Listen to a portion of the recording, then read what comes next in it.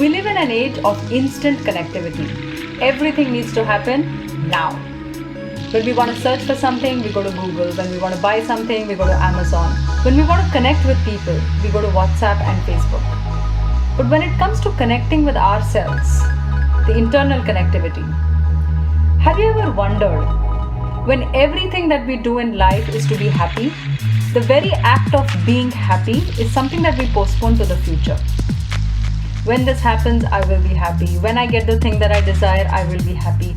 When my situation resolves, then I will be happy. And our mind is constantly keeping in this loop of taking us to the past and taking us to the future. When it's in the past, it's creating emotions of regret, of guilt, of anger. Anger at something that we did or at something that somebody else did.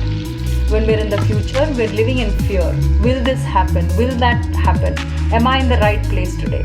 We're constantly judging, analyzing. This mind is chattering. It's not allowing us to be in the present moment and feel that fullness of happiness, of bliss that you have within you every moment of your life. But I have a little secret to share with you. We all have an internal app that we can connect to very simply through your breath. I want to talk about the Art of Living Happiness program.